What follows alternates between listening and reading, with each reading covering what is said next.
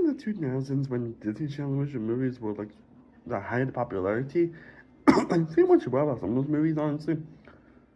But those the reason why Disney Channel movies were the ones like a pioneer, were ones like they're popular and people loved them, people grew up with them, and especially me, I grew up watching a lot of Disney Channel original movies, and it's fortunate we're living nowadays where honestly, we lucky if we even one of those this year.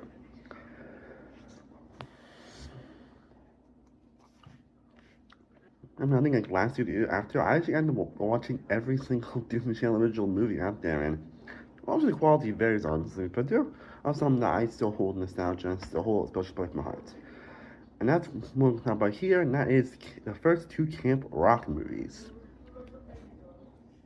The base, the films where Jonas Brothers was at the height of popularity, and what made Demi Lovato the superstar that she ends up being today. Movies that, despite the fact that there are issues with storytelling and all that stuff, they are just very charming and cheesy but fun movies with great music. And with the recent upcoming release of Camp Rock 3 coming later this year, which I still cannot believe that they're actually having Camp Rock 3. Now, of all things to them to make a sequel on the Camp Rock, I just thought it'd be fun to look back on both of the movies, look back at the cast on these movies, look back at the storytelling and the music, and look back at one of my favorite characters and songs and moments from these two movies. So buckle up, let's discuss the ups and the downs of Camp Rock 1 and 2. Now, like I mentioned before, Camp Rock basically, the first Camp Rock aired in June 20th, 2008. And this actually stars Demi Lovato, who I believe this actually was the film that actually made Demi Lovato a huge star. Not just in Disney Channel, but as she's still making movies to this day, even if I told her recent album actually flopped hard, apparently. But that's story for another day. But yeah, Demi Lovato, this is the film that basically made Demi Lovato a household name. I don't think she was really anything in Disney Channel before that. Again, correct me if I'm wrong on that. But it was the first time that she was kind of introduced to everybody and what she was kind of introduced to the world as the elected powerhouse singer that she is, because they were wrong with her, but she is a definite powerhouse singer. Like, probably one of the best singers that Disney Channel has done, honestly. And then we also have the Jonas Brothers. This was when they were definitely had the height of their popularity. Honestly, I think those like 2005 and then they were popular, but just me, definitely was when they were the high on table. I think Jonas like the more main character here, like character Shane Gray. And you also got Megan G. Martin, who plays the self-centered person in this movie. You also got Alison Stoner, big inspiration, by the way. Maria Calabas, who plays, who plays the mom character in Wizard's Waverly Place. You got Jasmine Perez and Anna Maria Perez, who plays Tess's friends. You got Roshan Fagan, who of course played as far as the main character, Chicken Up. Sometimes I forget he's even in multi in these movies, honestly. And of course, and you have brothers, honestly. Again, you also got Daniel Fathers, Julie Brown. Like, you got a pretty solid cast here. Just, yeah, most of them do end up returning for Camp Rock 2, and most of them do basically end up returning for Camp Rock 2. Some of them more roles than honestly, we got this guy. But probably won't actors being like Chloe Bridges, who basically, but again, we'll get that with Camp Rock 2. And the guy Matthew, honestly, who I believe is like the only role we've seen him, honestly, so it's interesting. But yeah, that's basically who's in these movies. And so down by the way, let's talk about the first Camp Rock.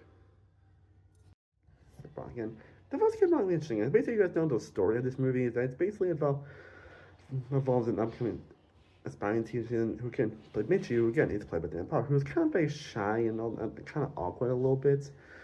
She definitely wants to enter this Camp Rock, or some camps like some music camps are for musicians, and her mom Connie, played by Maria Barentes, I sometimes forget pronouncing her monthly, tried to cater food, which it was Mitchie to get a discount, and it led her to attend the school, honestly, and befriending a lot of people, especially Keelan, who of course is played by Alison Stoner.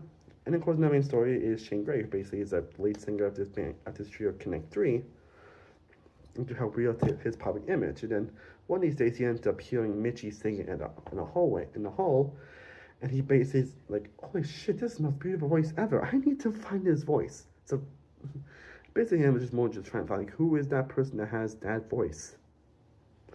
And then we kind of get like a lot of weird shenanigans. And get a lot of like cringy type of stuff comes like the music or all of the music, but in terms of like some sequences and how kids like talk back and forth to each other, especially Megan's character. You know, and it's really just them following JoJo's kind of falling for each other and all that stuff, and then him trying to find that voice, and then we get this weird thing where Mitchie decides to lie about. Well, Mitchie decides to lie to them about how mom's actually like a big deal, but turns out she wasn't, and all that stuff just to impress them. But which, as it does get a bit overblown, honestly, I will admit that, at least to how it ends up getting revealed. And then and also I can get I totally definitely get that you know Michi and Caitlin by also so we're actually more odds than I actually remember them being honestly. And then we get a lot back and forth, a lot of like dancing around sequences and moments done with the music and we get some great music throughout the movie. Again, I'll talk about the music in a sec. And then we get to the actual final jam moment. Obviously, you know, Shane finds out that you know how it was that Michi was the actual singer. Of course, they sing "This is Me" and all stuff, and we get kind of a bit desperate for Tess, honestly, who being involved heavy till the anthology because they stole a bracelet and all that stuff, and they end up telling them like, and so I didn't feel like that her friends to actually have not just you know really following her, honestly, they even like abandoned her actually during this point, which is the first thing you don't really see often actually. I would say though, the characters I would say are not the most interesting, honestly. Like they're not like the most standout Disney Channel characters, honestly. They're kind of what you can only ever expect. This is one of the cases where again I think they're more elevated by the performances of the actors. And honestly, especially Demi Lovato and Joe Jonas, Alison Stoner, Megan G, who can pretty much play like characters you kind of expect type of movie, but it's really the performances that really do elevate them a little bit, make them at least a little more memorable and distinct. I mentioned what this was the film that basically made, you know, Demi Lovato like the household name, and she does make Mitchie be like a very relatable and likable character. And what by Shane being not the most likable person in this, at least in this movie, because he does definitely have some unlikable moments in this movie.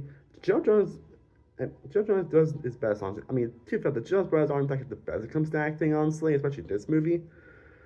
Like some people forget how they're not great actors they were in the beginning, honestly. Like how great actors they were in the beginning, honestly. But I think Joe Jonas is probably the best one, honestly. I mean, in this film, like I think Kevin Nick don't really go out much here, honestly. I think them was staying out in the next movie. But I think it's all the aside from Robin, but I don't think I have much to say about the actual movie, honestly. Like the original Camp Rock is still a 4D it's a fun film that while it doesn't reach like the heights of other like musical movies, it definitely is a solid movie that does have solid characters, has a really solid story. It's just perfectly solid. And now we're going to talk about one of the reasons I decided to actually make a video on Camp Rock, and that's talking about the music. Now, just one thing we all can agree about 2000 Channel is that the music in the 2000s, at least, in the channel, they were fucking bangers. Like, Disney Channel get nothing. A lot of the songs have freaking banger from their shows or their movies. Like, in the 2000s, they were killing it when it comes to them. The movies. Fortunately, they had kind of gone downwards, I want to say, like, at least till like after like 2013, I think after like 2014, 2015, they kind of went down when it comes to the music. Honestly, which again is pretty unfortunate. Again, in 2000s, they kept getting out banger after banger, and honestly, I totally forgot how great they. To be honest, I totally forget how great the Camp Rock, the first one is. Honestly, that's why I prefer as I would slightly prefer the soundtrack to Camp Rock 2. The first one's nostalgia, of course. I'm gonna talk about more of the iconic songs here. Honestly, is all the other little songs, you know, "Gotta Find You," "Start the Party," "Who Will I Be," "Hasta Vista," "Here I Am," "Too Cool," "What It Takes," and "Too Stuff. I really don't have much to say about those songs, honestly. Not say they're bad, honestly. They're good songs, honestly. To also talk about the ones that are most memorable of this soundtrack and people still play and talk about to this very day. Of course, the first one being the song "We Rock, We Rock, We Rock, We Rock." I guess I forget how good that song is with the catchy hook, the back and forth between all the actors, and it's just a fun, danceable track. I also say, play my music. It definitely is also one I forget, honestly, how great it was. Someone just wanted to obviously play my music, and done by the Jonas Brothers. And honestly, this might be one of my favorite Jonas Brothers songs. Not just in Disney Channel, but in general. This might be one of my favorite songs that the Jonas Brothers done. Like some other, you know, people think the Jonas Brothers are kind of like sellouts nowadays. Some there was reason why they were. There's definitely a reason why they were pretty popular in the 2000s, because they make banger after banger music, and Planet Music is no exception. Again, this might be one of my favorite Jonas Brothers songs. Again, very catchy hook, very catchy chorus, my favorite from all the brothers. Again, just so much fun just wanting to play your music, and it's just a feel good song. But of course, you can't talk about the original Camp Rock called the iconic "This is real, this is me, this is exactly who I'm supposed to be." Of course, the iconic thing at the end of the movie, honestly, where basically that was said that this is finally who I'm supposed to be and all that stuff. Like, that's always like a lot of those moments in Disney Channel original movies and all that stuff, but this is definitely one of the better ones. And we got Joe Jones come in as well, and the duet's actually pretty good. They both do have pretty good chemistry with each other. And this is still one of the best, and this is definitely by a landslide the best song on the soundtrack. You know, I mentioned, like, Planet Music is my favorite genre song, but just to me, it's iconic for a reason. Like, I still hear this song in karaoke all the time, honestly. Like, the other reason why the song "This Is Me," like "This Is Me," is very popular because it is a very good song with some good emotion, and it's kind of stuff that you expect to see Richard movies around this time, but it's still a banger of a song. Yeah, I swear I don't have much to say about Camp Rock 1 as I would. I think I have probably more to say about Camp Rock 2, honestly. Just because I think I watched that a lot more often than the first one, but again, the first one's still not cheater when it comes to movie being solid, and the music department's pretty good either. Now we talk about Camp Rock 2 The Fallen Jam, which which I actually think is actually one of my personal favorite Disney Channel original movies, period, honestly. Like I don't remember why I said that. I remember doing a top 10 best Disney Channel original movies a while back, and I think I remember having this film like a top 5 or somewhere in the top 10, honestly. Like, honestly, I think this is, in my opinion, a much improved film on the original, honestly. It's more, it still doesn't have about Disney characters, and I'm more elevated by the performances and the actors. Once again, like, it feels like a much more grand movie. It does have some ridiculous moments, one that we'll actually get into a little bit.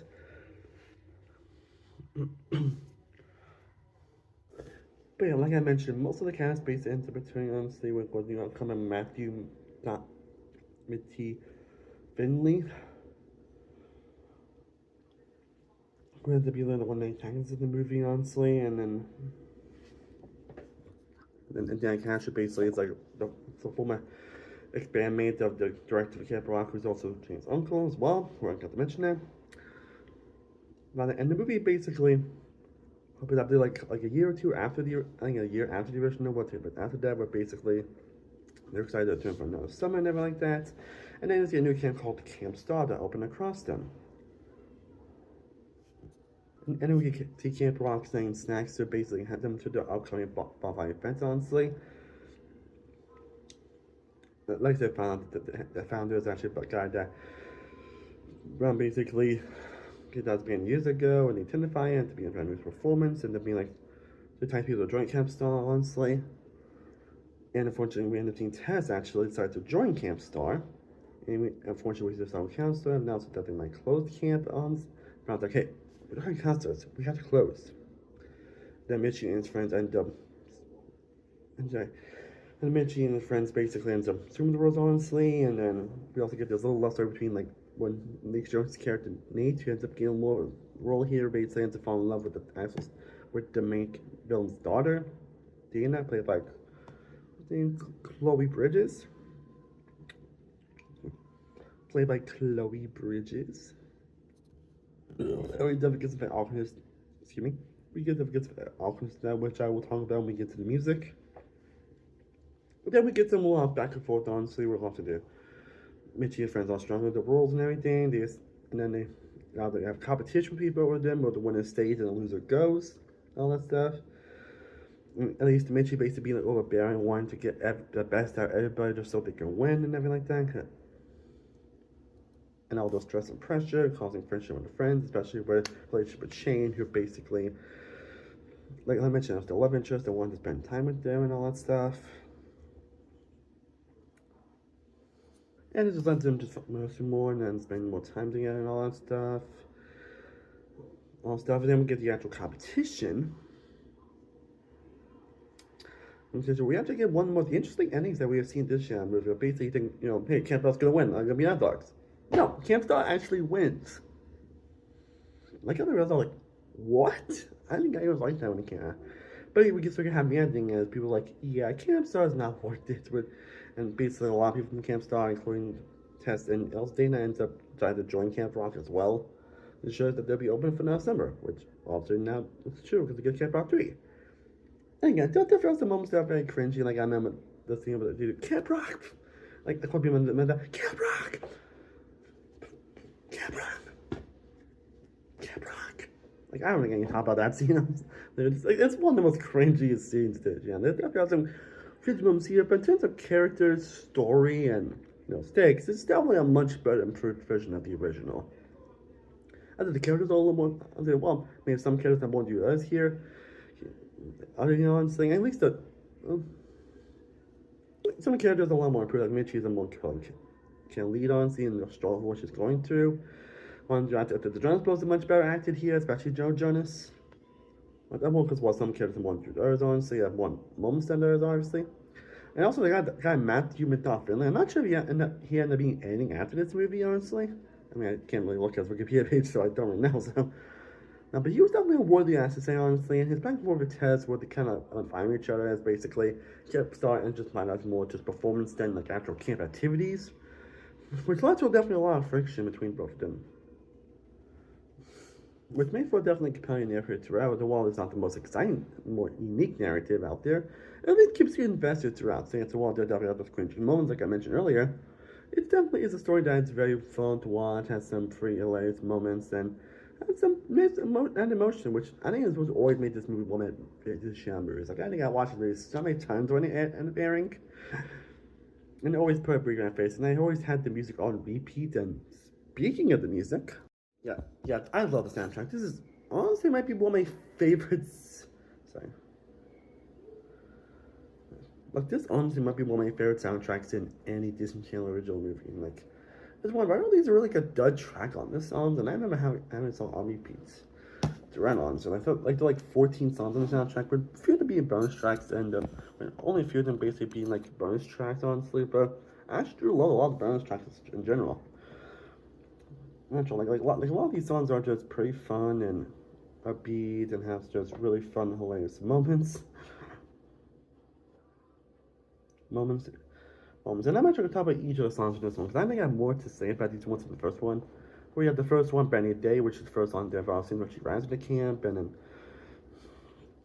honestly, at the end it's a solid enough song, honestly. It's one I've never really been like the hugest on, honestly, but it's definitely a song that really gets the groove going and everything like that.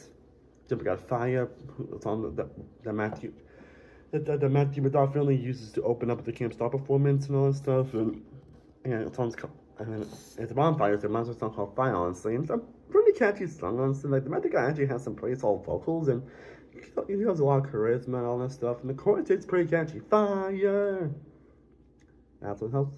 Then we have Can't Back Down, a song that I've never been too crazy about, but it's also not a pretty solid song that it basically, we basically just, when Brown Bass tells them that they're going to close the camp, like, we can't. And again, I remember the transition of that song being so awkward and weird, but kind of funny at the same time, honestly.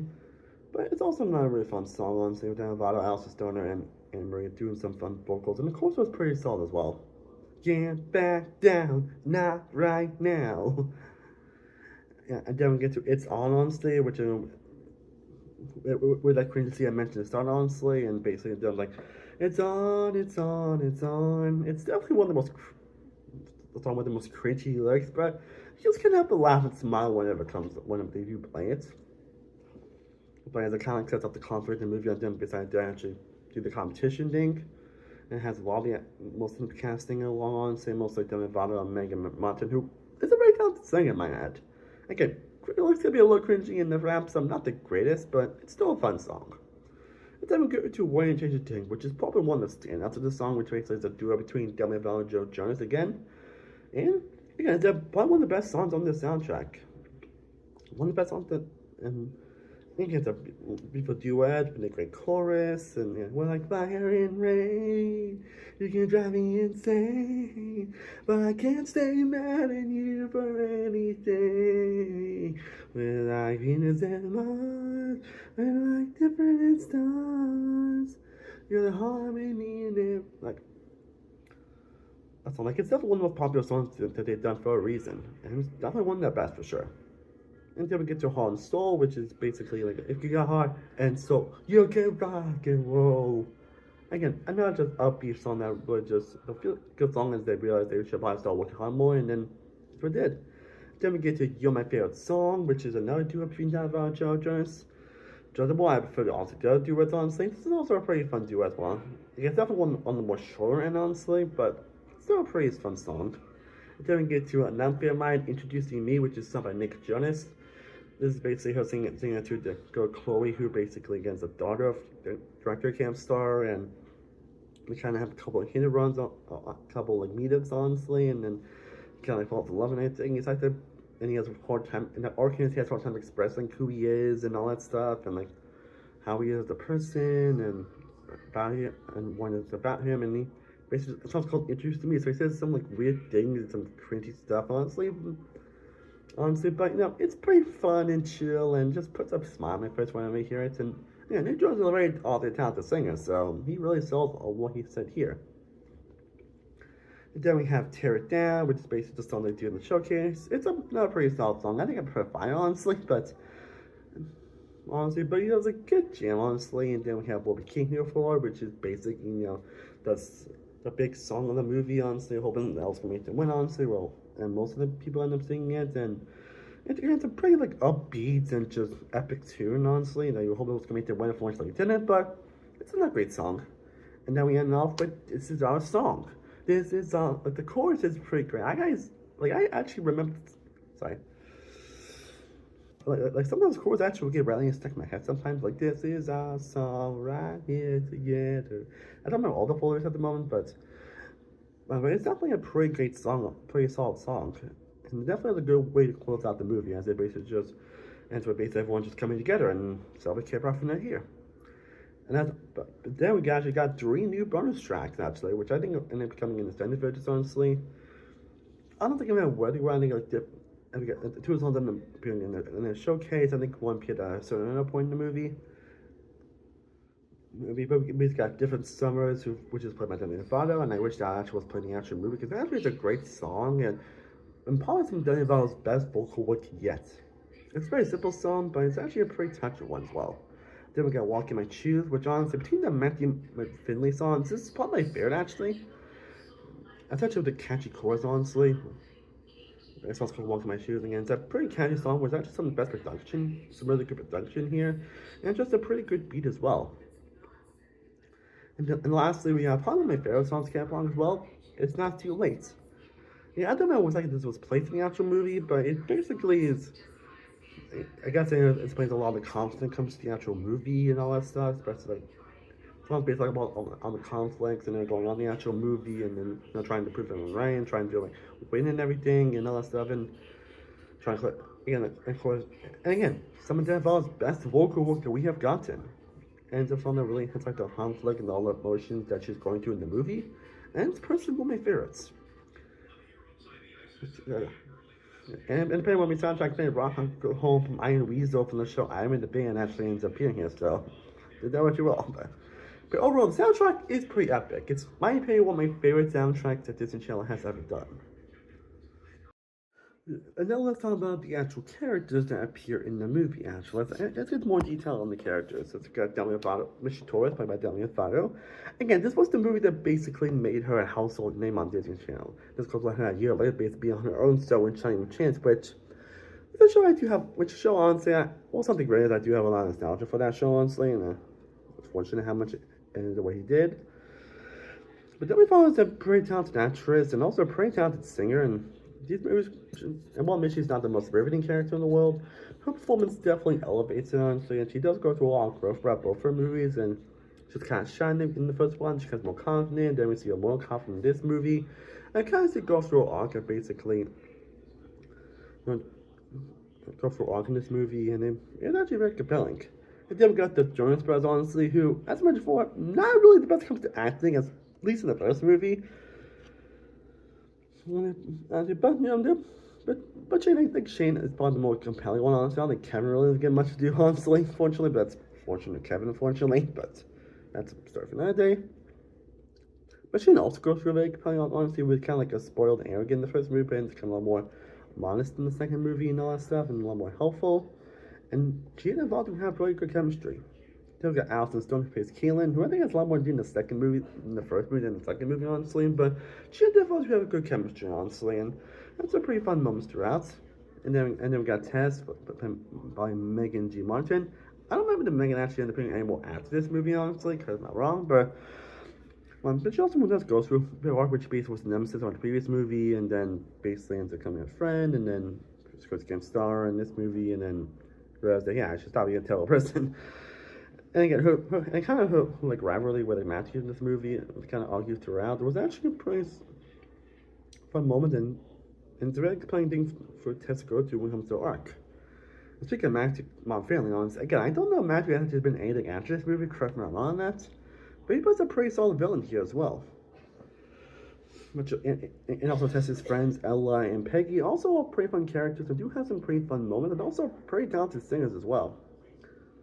You know, it's got Maria Calespera, who plays Teresa, who people know plays Teresa in Wizard Place. And she has a lot more role in the first movie than this movie, honestly, but she does have a role, honestly, in terms of the conflict, in terms of like helping Mitchie and all that stuff, and yeah, pretty good chemistry as well. Like, definitely does mind her daughter. And like I mentioned before, the characters aren't the most like riveting in the world. The characters aren't like the most like riveting Disney Channel kids would get them. Like I mentioned before, they're more elevated by the films. And I think Mitchie has become one of my favorite Disney Channel protagonists, honestly. Not the most because of her growth throughout both those movies. And even Shane goes through like playing arc as well, and also we can see him on the Brothers return for Camp Rock 3, and I think that'll be like more the main focus, and depending on as Demerval is not even returning to Camp Rock 3, which I'm kind of surprised by, honestly. I'm sure to think of a reason, honestly, but because she's not returning, but the mom's actually returning, so we'll see how that goes. But yeah, the characters are solid, and not the most riveting Disney Channel characters, but pretty solid. And the two big ones go through some of the most compelling arcs in any Disney Channel movie. And you know, kind of mentioned, the last thing I'm going to talk about is to talk about what are my favorite songs from both movies. I mean, like, I'm not doing like top 10, I might do them short one these days, but I think I'm just talking about what songs I've always stuck out to me the most. I think the first one, honestly, I think the three songs that really stuck out. I'm not saying any of the other songs are bad, honestly, like Cooper Opie is also a pretty good song. But We Rock, Play My Music, and This Is Me, I've always been the big fans from the first movie, obviously, with We Rock being like a big pop, be like fun song, and my music being just a chill, fun Jonas Brothers song, and one of my first favorite Jonas Brothers songs. And just me being a great duet to close out the movie, and one of the better finales we've gotten in a Disney Channel movie. Camp Rock 2, though, every song, like I mentioned before, every song is great on that movie. Again, some are better than others, obviously. But my favorites honestly would be Fire, Wouldn't Change a Thing, yeah, my favorite, Introducing Me, Walking in My Shoes, It's Not Too Late, and This Is Our Song, When We Came Before. Yeah, all these songs are great, honestly. But if I had to pick my 5 personal favorites, I would probably go with Wouldn't Change a Thing, Introducing Me, Walking in My Shoes. I'm probably not talking about actually, I'm not going to do the bonus tracks, honestly, but if I put the songs out, one of the bonus tracks, again, I'll pick Wouldn't Change a Thing, Introducing Me, This Is Our Song, Heart and Soul, and Fire. A lot of songs are banging, honestly. A lot of songs I can definitely see just be in the background. The ones I can see myself jamming out to so much. And again, it puts a big grin on my face throughout. Again, I really do miss the days of Disney Channel would just be like so bangers when it comes to music. Like in the 2000s, a lot of the songs were just fucking bangers. Yeah, but the music really does slap, especially in the second movie. I'm saying I kind of prefer the one, but the first one's no slap either. Like, I just hope the Camp Rock 3 manages at least close to. I just don't know what songs we're gonna get Camp Rock 3, but hopefully they're good again. This has not been the best original music comes second. I bet you a lot of you I bet you a lot of you don't even know like one. Like in 2020s, I'm pretty sure nobody even remembers a lot of the original music from 2020s. They're remember ones, honestly. Like Zombies, I think the only musicals we have gotten, honestly, or ones that have memorable songs. Again, this generation music something kind of lacking comes to, just music department, but also the fact that they rarely come out anymore. Like, do you remember you used to get like 4 or 5 every year? Now we're lucky you even get 1 every year. Yeah, and I'm probably gonna take one because eventually I do want, because I do especially plan to do a video on High School Musical at some point this year, so I might get more into that when we get to High School Musical. Yeesh. It's pretty fortunate.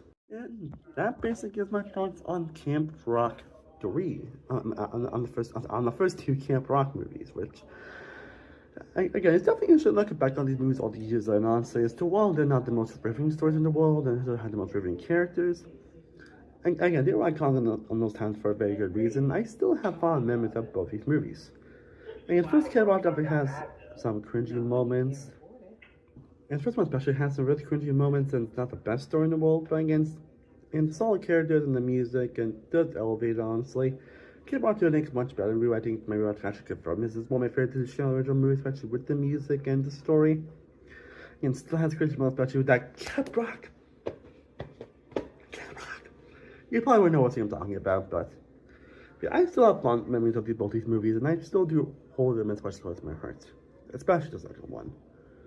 And let's just hope Camp Rock 3 is actually a good one, honestly. Like, I'm actually really praying that we get a good one in Camp Rock 3. Like, please be at least solid, at least. Like, I'm not sure what they're actually going to do, honestly, because all I know is that Jonas Brothers are going to be returning, and then we're going to get, like, a new set of campers, so... And again, Disney Channel's not had the best track record recently, so... We'll see. But yeah, those are my thoughts on the Camp Rock movies, and I hope you all enjoyed. Definitely let me know your thoughts on all these movies down. Definitely let me know your thoughts on both movies down below in the comment section. Let me know what your favorite characters, your favorite songs, and any top of these movies. I would love to know down in the comment section. I am Sarah World from Sarah Productions. I will see you next time. As always, stay cool out there. Peace.